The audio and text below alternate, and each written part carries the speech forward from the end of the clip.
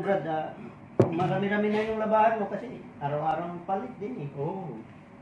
Hindi ano, araw-araw eh. Hindi na araw-araw. Ubus na eh, paulit-ulit na lang. Bro, pag naubos ko natin itong coke na ito, malalasing din tayo ito sigurado. Pwede. Malakas ang ano din eh, acid. Nakakalasing kaya ang acid. Di ba sabi ko sa'yo, pag uminom ako ng alak, at sinumpong ako ng acid, yung acid ng ano, ng tiyan, mas magrabe pa kasi sa alak. Eh, yun ang huwag niyong ano, gayahin. Paano ba nag-umpisa yung ano mo sa ano talaga inuman na dati? Nung, siyempre, Pagka mahaba bang istorya. pag start natin to sa, yung intro,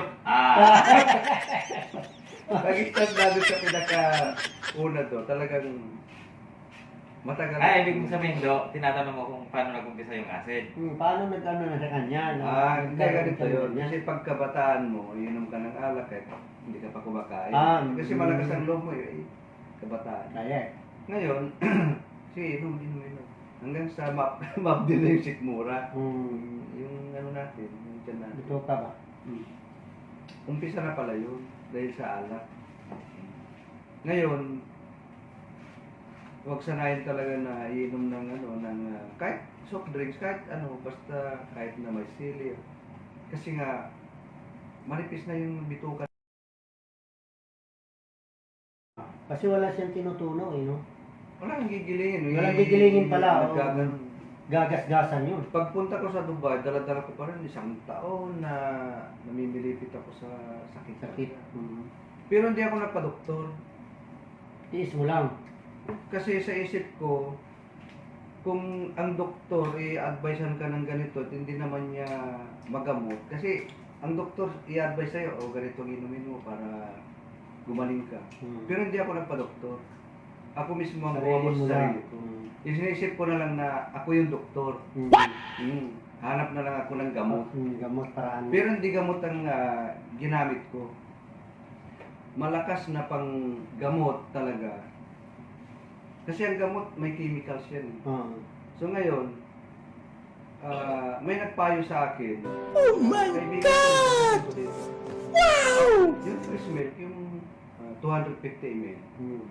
Sa umaga, wala pang laman ng tiyan mo, ipa-warm mo yung pagkain mo. Kanina pa kumukulo, pero hindi pinatay. Meron ba? Pansin mo bro, Hindi. ano ba yan? Ano ko. Kanina rin mama na? Ngayon, sa umaga, i-warm mo yun. I-warm mo yung as in. Oo nga. Tinatawag nilang patay lamig. Yun ang kakapin mo sa umaga, tapos Skyflix. Siguro mga 2 months, 3 months yung ginawa yun doon. Yeah, pakinggan mo si Brad Joel. Hindi, Kasi totoo. ano baka mamaya Experience kasi niya yun. Hindi, sa at experience least ko may rin. idea. Ngayon, bakit nandito to? Hindi ko naman... Hindi na ko soft drinks eh. Ngayon, ngayon, ginawa ko yun. Sa awa ng Diyos talagang bumalik sa normal. So, nung pagbalik ng normal, natapon yung na soft drink. Yan kasi. Araw-araw na tuloy yung ganda ng kwento ni Lola Basyag eh. Ayan. Nakalapit ni Lola Basyong So, hindi totoo do. Kinukwento nga madal yung yung Sabi ko kay Kwento. Brandon, alos na kwento ko na lahat dun sa mga karanasan. So ngayon, pakisara mo daw kasi baka yung security magising. Ngayon, yun, tinis ko talaga na kasi susuka mo yun eh. Ang fresh milk pala, pag ininom mo sariwa, sariwa din na lalabas. Pag iniwarm mo yung fresh milk, parang lugaw yan. Lugaw na Pilipino. Yung pala gagamot dun sa sugat na nagastos sa bituka. So kailangan talaga pag kahit anong especially ang soft drinks din, acidic yan. Acidic. So kailangan kumain ka ng yung lalaban ko sa acid yung soft drink. Kaya ang dami nagkakausap dahil sa... Kaya ito. Oo, masarap siguro. Sa totoo lang, pagdating ng panahon, nagasgas na pala yung bitugan. Kasi nga malakas ang chemical niya. Tapos, Parang daw. sabi niya matulog na ako sa... Tapos, yun na nga. Napakahirap din. Pero Tapos pag may acidic ka, mahirap din yung buti na may nakapayo Yung sa pagkain. Brad. Oo, kasi... Kasi kung doktor ka ng doktor no, di wala naman, di naman nagagamot din, bibigyan Kasi- ka ng Yun nga sabi nila, kahit na hindi ka lumapit sa doktor, kung alam mong gagawin mo. Paano masabi? Mga gagawin. talagang alam mong gagawin mo, ikaw na lang gagawa sa sarili mo. ganyan yung ano, yung dati kong kasamang barbero. Yun yung kinakwento niya, pakinggan mo. Nakwento din sa akin. Palibasa doon sa Pilipinas, di ba? Sagad-sagad ng paggupit. Minsan makakain na doon, kaya na. Ano oras na? Alas 4 o alas 5, minsan makakalimutan mo na dahil sa dami ng gusto niya. Ngayon, lagi niya ginagawa yun. Nasanay sinanay Madaling niya. salita, Sarap ng coca na. madaling salita to. Madaling salita, lagi niya ginagawa yun. Ang naramdaman niya nung una, yung ganon, yung parang naglalaway siya. Oo. Acid. Di ba? Automatic yun. Pero pag hindi, naglalaro ka, acid. iniindan niya yun kasi parang normal lang para sa kanya yung isipin. Hanggang sa nagdidigahin siya. Maasim na yung bigay. Yun pala, ang gawsa ng do, pag napabayaan mo nang napabayaan yun, alam mong kung saan pupunta yun? Ulcer. Ulcera. Mag- Kasi din yun. Kasi, unti-unti lang inaano yung bituka mo kasi walang yung napapayaan. Ilayo ng Panginoon sa akin sa totoo lang, sana huwag na mangyari. Siya, sa ngayon, yung nararamdaman niya, hindi na niya talagang ina-actionan agad niya. Oo, ayaw na niya yung... Nangyari din yan kasi naranasan niya yung mga pag-asin dati. Kasi nakikwento sa kanya, sabi ko, yung barkada ko, nung pumayat daw yung barkada yun niya. simula, pumayat ng pumayat hanggang sa nung nakaramdam na nagsuka, tapos yun na pala yung Yun na yung Ulcer tama. na yun, ulcer ulcer, yun. nasugat na yung bituka, nagsuka siya. Once na dumumi, mayroon ng Hospital. dugo. Tapos, Ulcer na yun. yun, na-confine. Tapos, alam mo, ang napakahirap doon, yung na-confine ka, anuan ka na ng acid. Yung, nagka-ulcer ka na. Ulcer ka na. Sugat na yung bituka mo eh. Yung, ang napakahirap na matindi doon, yung pagtitiisan mo na, hindi ka kakain ng matigas na bagay, Puro malalambot. maanghang, Maraming bawang. oil, yung mga Oo, yun nga yun. Pero sa akin, Ito ang matindi. Alam mo yung kasama ko barbero, ang kinakain niya, lugaw yan, maghapon. Kasi hindi pwede doon Oo, yung yung malambot lang. Kasi pag nagagasgas yung sugat, babaon niya ng hindi. isang lugaw na Sakit. sa mango. Maghapon niya kakain hanggang gabi. O, tingnan mo sakripisyo, di ba? Kasi, pag limitado pa yung subo. Oo, hindi lang. Hindi ka pwedeng magbusog. Hindi ka pwedeng mabusog, hindi ka pwedeng magutom. Kaya, sakripisyo. Lagi mong sasalubungin. Sa talaga. Saka yung Gamot gamot na na mahimik na ako, huwag mo na akong kausapin. Hindi na kita sasagutin. Yun nga ang yung kinukwento niya na naintindihan ko kasi hirap makaramdam sa loob ng... Kasi ang First kabaliktaran time ko naman, na na hindi na umimik eh. Ang kabaliktaran nagsigilig nun do. na lang siya eh, kumain ng biskwit eh. Sabi ko, ang kabaliktaran do, yung kaibigan niya, yung kasama siya na barbero, Napabayaan kasi niya. pumayat.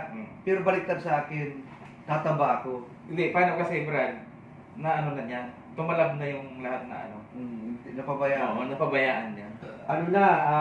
na-infection na talaga siya. Oo. Sa akin naman, Na, sinumpog. nalala na. Sinumpog Lumala. lang dyan sa baba. Hanggang sa ng dugo.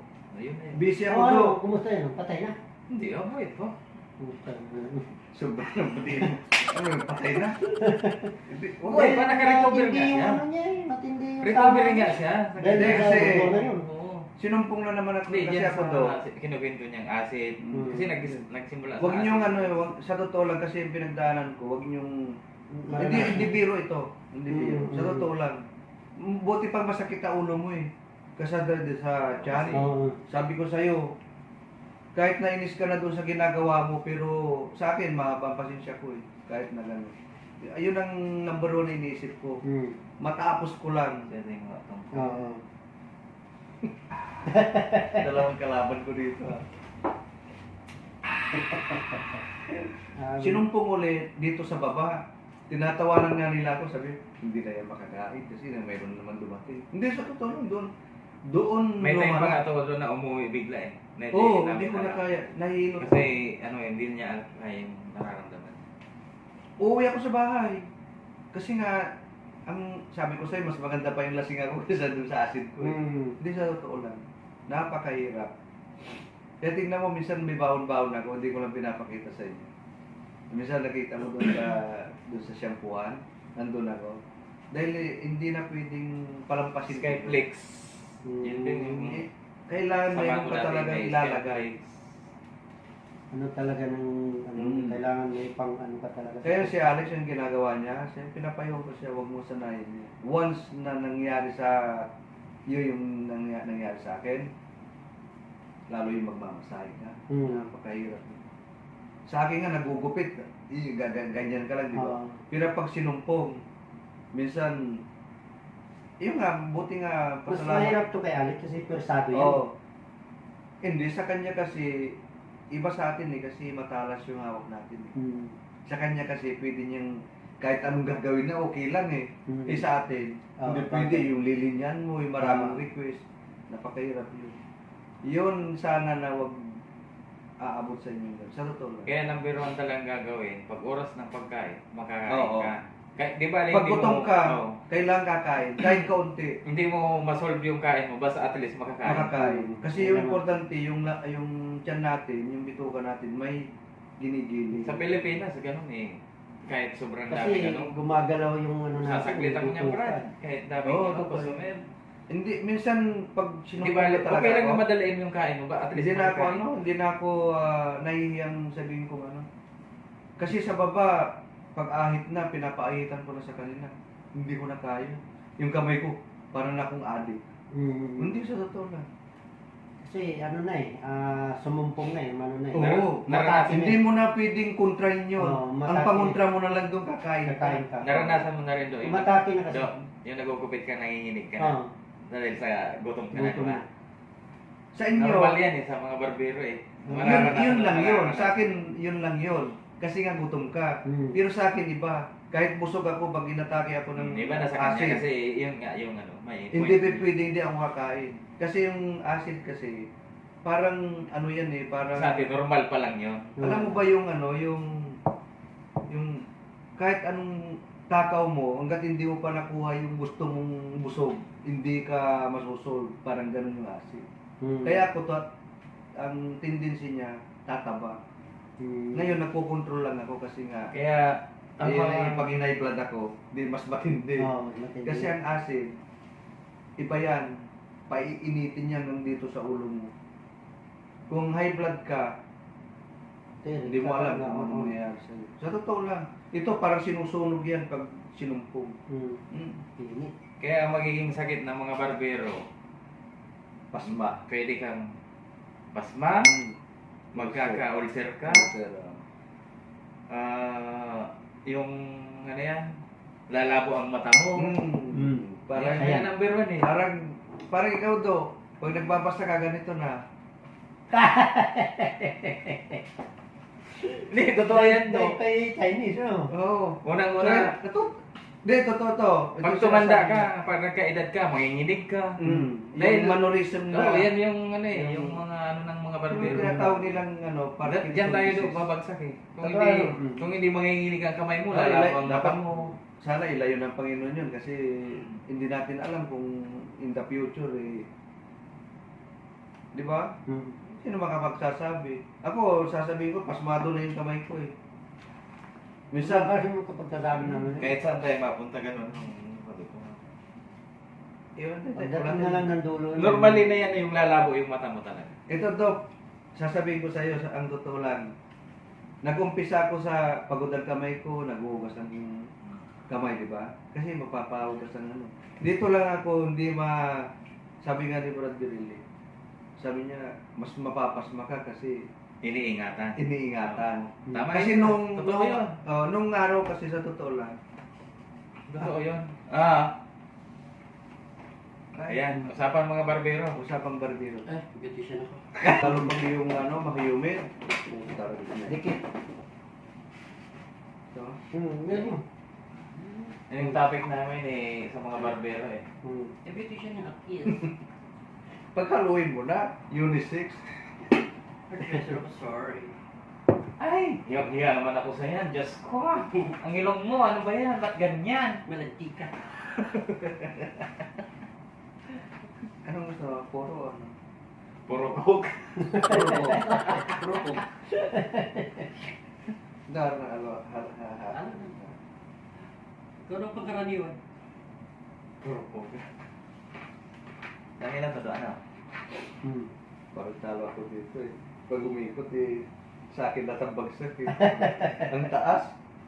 Tapos, ako ang bagsak. Ito. Di Kaya ba? totoo yun. Pero naman sa barbero, lalabo ang mata. Oo naman. Parang may Wala, pinapatamaan wala. na. Naano na rin yung isa. Hindi na balance eh. Tapos, pag nagkaedad ka, manginginig ang kamay mo. Yan ang kadalasan eh. Parang lahat ng sinabi ni Brad Biril, dumaan na sa akin lahat ha. Hindi na ito eh. Ulcer. Hindi ka na makagupit. Pasma. Hindi ka na makagupit, Brad, ng walang salamin ano. Di ba kinabahan nga ako nagpunta ko sa lulo, nalawag yung salamin ko. Hindi na siya makagupit. Lakad Ang takbo linggo ako. na siya hindi makagupit eh. Isang linggo talaga, hanggang din Ito na na ba sukat ng ano mo?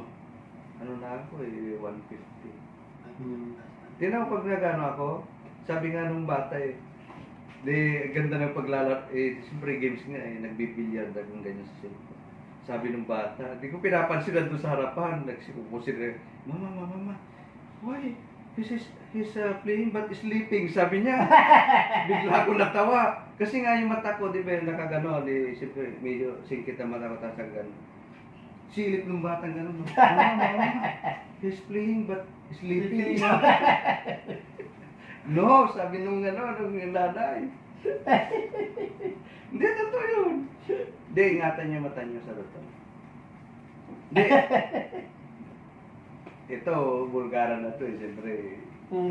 Malalaman na ng buong mundo yan. Hindi, sa totoo lang. Ako, hindi sa pag-iabang ang turo ng lola sa Edo, yung pag nag-alay ka sa yung Atang sa atang ng yung tinatawag na atang yung may alay. Oh, alay. Atang kasi alay. Yung turo kasi nung magkapareho.